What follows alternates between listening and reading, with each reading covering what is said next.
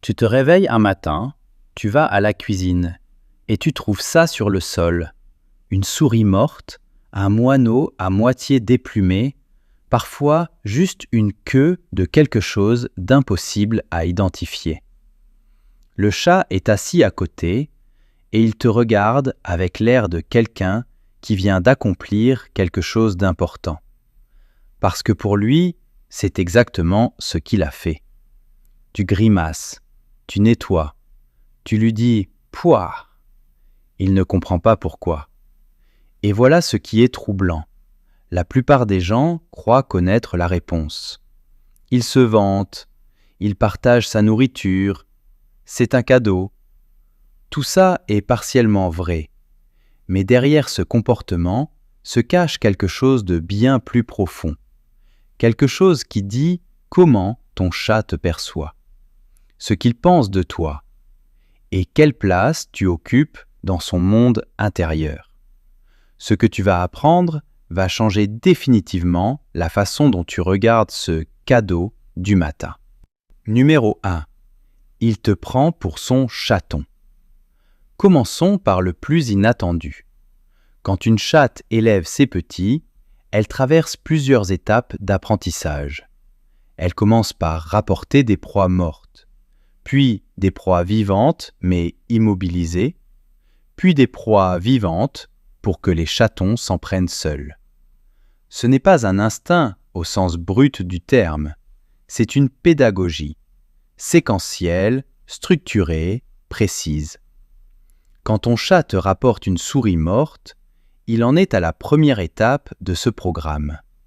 Il a décidé que tu ne sais pas chasser, que tu es démuni, que tu as besoin d'aide. Ce n'est pas une insulte, c'est de la sollicitude. De son point de vue, tu es une créature étrange, grande, chaude, manifestement pas un prédateur. Tu ne chasses pas, tu ne rapportes rien, tu te nourris de je ne sais quoi sorti de sachets qui font du bruit. Dans la logique féline, c'est un signe inquiétant, un membre du groupe incapable de subvenir à ses besoins. Alors le chat prend les choses en main. Il ne partage pas sa nourriture au sens humain du terme. Il te nourrit. Il prend soin de toi.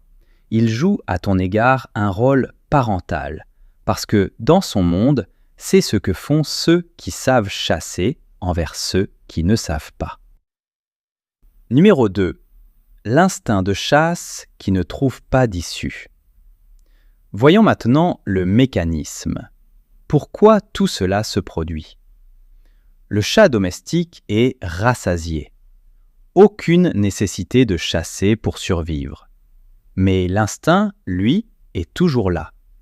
Des millions d'années d'évolution ne s'effacent pas parce qu'on a rempli une gamelle. Cet instinct réclame une sortie. Pour un chat, la chasse n'est pas simplement l'acte d'attraper une proie. C'est une séquence complexe de comportements. Traquer, poursuivre, saisir, mordre. Chaque étape apporte sa récompense neurochimique. Interrompre le cycle en cours de route engendre une frustration. Aller jusqu'au bout et le cerveau se récompense littéralement en dopamine. Un chat domestique privé de chasse présente souvent une apathie, une hyperactivité nocturne, une agressivité sans raison apparente. La chasse n'est pas un caprice, c'est un besoin biologique. Quand ton chat te rapporte une proie, il partage cet accomplissement. Pas seulement la nourriture, la sensation d'avoir fini ce qu'il avait commencé. Cette satisfaction neurochimique qu'il vient de traverser. Il te dit « Regarde ce que j'ai fait, regarde comment on fait. Maintenant, à toi. » Voilà pour le mécanisme. Reste à comprendre pourquoi c'est toi précisément. Numéro 3. C'est une leçon et tu es un mauvais élève. C'est ici que ça devient encore plus intéressant. Si ton chat te rapporte régulièrement des proies, c'est qu'il observe ta réaction. avec une attention soutenue. Et il en tire des conclusions. Tu cries, tu recules, tu jettes la proie sans la manger. Du point de vue du chat, tu as raté la leçon. Tu n'as pas compris. Il recommencera donc. Avec une proie différente peut-être, déposée ailleurs. Ou directement sur le lit, pour être sûr que tu la remarques. Certains propriétaires finissent par repérer la corrélation. Plus leur réaction est vive, plus les cadeaux se multiplient. Ce n'est pas un hasard. Le chat interprète ton agitation comme un signal d'intérêt. Tu es ému? Alors la proie t'a touché. Tu as presque compris. Il faut continuer. Il ne sait pas que tu es horrifié. Il voit, le maître réagit vivement à ce qu'on lui apporte. La leçon avance. Numéro 4. Seuls les chats qui t'aiment. C'est un point essentiel. Tous les chats ne rapportent pas des proies à leurs propriétaires. Un chat qui garde ses distances, qui vit dans la maison mais ne te considère pas comme les siens, ne t'apportera jamais rien. Pourquoi le ferait-il? Tu n'es pas sa tribu, tu n'es pas son chaton. Tu es juste la créature qui ouvre le réfrigérateur. On n'apporte des proies qu'à ceux que le chat a intégrés dans son cercle intime, ceux dont il se préoccupe, ceux qu'il considère comme les siens. Des cas ont été documentés où des chats réservaient leurs cadeaux à un seul membre de la famille, celui qui passait le plus de temps avec eux, celui qui était malade, celui qui traversait une période difficile. Comme si le chat percevait, cette personne-là a besoin de soutien en ce moment. Si ton chat te rapporte des animaux morts, reçois-le pour ce que c'est, pas comme une nuisance, comme une marque d'attachement. Numéro 5. La proie vivante, quand le chat hausse le niveau. C'est là que beaucoup de propriétaires sont saisis d'une vraie panique. Une souris morte passe encore, mais vivante? Une souris qui cavale dans l'appartement pendant que le chat l'observe, impassible? Ce n'est pas de la cruauté. C'est un degré de plus dans la leçon. Souviens-toi de la chatte et de ses petits. Première étape, proie morte. Deuxième étape, proie vivante, pour que le chaton puisse s'exercer. Si ton chat rapporte une souris vivante et la lâche devant toi, il te crée littéralement une situation d'entraînement. Il attend que tu te lances à la poursuite. Il est prêt à intervenir si besoin. Que tu montes sur une chaise en criant lui est absolument incompréhensible. Un mot encore sur ce qu'on appelle parfois la cruauté du chat envers ses proies. Quand il joue avec elles avant de les achever, c'est aussi de la pédagogie. Il perfectionne sa technique. Chaque bond, chaque saisie, chaque lâcher, c'est un entraînement des réflexes. En te présentant une proie vivante, il t'invite à participer à cet exercice. C'est la forme la plus haute d'activité partagée qu'ils connaissent. Numéro 6. Pourquoi toi, pas les autres? Quand plusieurs personnes vivent sous le même toit, le chat ne distribue presque jamais ses proies équitablement. Il a ses préférences. L'un reçoit des cadeaux avec régularité, les autres jamais ou presque. Et cette préférence correspond très précisément à celui que le chat juge le plus en besoin d'être formé, ou le plus proche de lui. Des éthologues vétérinaires ont mis en évidence un schéma stable. Les chats rapportent des proies 70% plus souvent aux membres de la famille qui bougent peu et restent longtemps au même endroit. Dans la logique féline, quelqu'un d'immobile est soit malade, soit un chasseur paresseux. Dans les deux cas, il a besoin d'aide. Un cas a été consigné. Un chat avait rapporté une proie chaque jour pendant plusieurs semaines à sa propriétaire, qui se remettait d'une opération et se levait à peine. Dès qu'elle a recommencé à marcher normalement, les offrandes ont cessé d'elles-mêmes. Il avait conclu qu'elle était guérie. Tu travailles depuis chez toi et tu passes tes journées devant un écran? Attends-toi à des livraisons régulières. Numéro 7. Ce que le type de proie révèle. C'est un aspect que presque personne ne connaît. Le chat ne rapporte pas n'importe quoi. Le choix de la proie dit quelque chose de ses capacités de chasseur, de son territoire, et, fait particulièrement étrange, parfois de l'idée qu'il se fait de tes aptitudes. La souris, c'est le niveau de base, le classique, une proie fiable, une tactique connue. L'oiseau, c'est plus exigeant. Les oiseaux sont rapides, imprévisibles, ils demandent une autre technique. Un chat qui te rapporte un oiseau fait la démonstration d'une plus grande maîtrise et considère peut-être que tu es prêt pour une leçon plus difficile. Le lapin ou le rat, c'est d'un autre ordre. Une proie de grande taille exige force et technique. Un tel cadeau, c'est un chat au sommet de ses capacités et qui veut le montrer.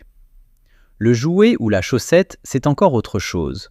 Un chat qui te rapporte un jouet plutôt qu'une vraie proie n'a soit pas accès à l'extérieur, soit trouvé un substitut. L'instinct de chasse se réalise avec les objets disponibles. C'est une bonne chose, l'énergie a trouvé son exutoire. Félicite-le, vraiment. Numéro 8. Comment réagir? Voici la partie pratique, qu'on ne trouve nulle part ailleurs. La plupart des gens réagissent mal et encouragent ainsi le comportement par leur agitation ou blessent le chat par l'indifférence totale ou la punition. Voici ce qui fonctionne. Accueille le cadeau avec calme, sans crier, sans reculer. Dis quelque chose d'une voix posée et chaleureuse. Le ton compte plus que les mots. Le chat lit ton intonation, pas ton vocabulaire. Une réaction sereine lui signifie « message reçu ». Tu es satisfait. Ne jette pas la proie devant lui. C'est lui signifier que tu rejettes son offrande. Range-la plus tard, quand il ne regarde pas. Joue avec lui immédiatement après. C'est le point le plus important. Sors la canne à plumes ou une balle. Laisse-le parcourir le cycle de chasse complet. Traquer, saisir, tuer, le jouet. S'il peut régulièrement vivre cette expérience par le jeu, le besoin de t'apporter de vraies proies diminuera. Un chat avec lequel on joue 20 minutes par jour, de façon active et stimulante, rapporte des proies bien moins souvent. Ce n'est pas une intuition, ce sont des données établies par des comportementalistes vétérinaires. Numéro 9. Ce que tout cela dit de votre relation. Revenons au point de départ, à la souris morte sur le carrelage de la cuisine. Tu la regardes et tu vois un problème. Le chat te regarde et voit quelqu'un qui lui appartient, quelqu'un dont il se préoccupe, quelqu'un à qui il veut transmettre ce qu'il sait faire, quelqu'un qu'il juge assez proche pour y consacrer du temps et de l'énergie. La chasse, c'est ce qu'un chat possède de plus précieux. C'est son savoir-faire principal, son outil de survie, ce qui le définit, et il le partage avec toi. Non parce que tu l'as demandé, non parce que tu l'apprécieras, mais parce que dans son monde, offrir ce qu'on a de plus précieux à ceux qu'on aime, c'est cela, l'amour. On peut passer sa vie à chercher des explications savantes au comportement des chats. Mais parfois la réponse est simple. Il t'aime, à sa façon, avec toutes ses souris. Numéro 10. Quand ça s'arrête, et ce que ça signifie. Voici ce que presque personne ne remarque, et qui mérite pourtant attention. Si un chat qui te rapportait régulièrement des proies s'arrête soudainement, c'est une information. Première possibilité, il a conclu que tu étais formé. Tu as réussi son évaluation. Toutes ses félicitations. Deuxième possibilité, quelque chose a changé dans son état. Un chat qui souffre physiquement cesse de chasser. Un chat déprimé perd l'envie de chasser parmi les premiers signes. Un chat qui ressent une menace ou un stress passe en mode survie. Former son propriétaire n'est plus à l'ordre du jour. Troisième possibilité, quelque chose a changé dans votre relation. Moins de contact, des absences plus longues, une nouvelle personne ou un nouvel animal dans la maison, le chat a peut-être revu la place que tu occupes dans sa hiérarchie. Un arrêt soudain des offrandes, après une longue période, est toujours un signal. Observe, ne laisse pas passer. Raconte-nous dans les commentaires. Quelle est la chose la plus étrange que ton chat t'ait jamais rapportée? Souris, oiseau, chaussette, jouet ou quelque chose d'encore plus inattendu? Et comment as-tu réagi? Abonne-toi. Ici, on déchiffre ce que les chats font en silence, mais font chaque jour. Comme Baudelaire l'avait deviné, ces créatures ont leur propre langue. On t'aide à l'apprendre. Souris, regard, amour.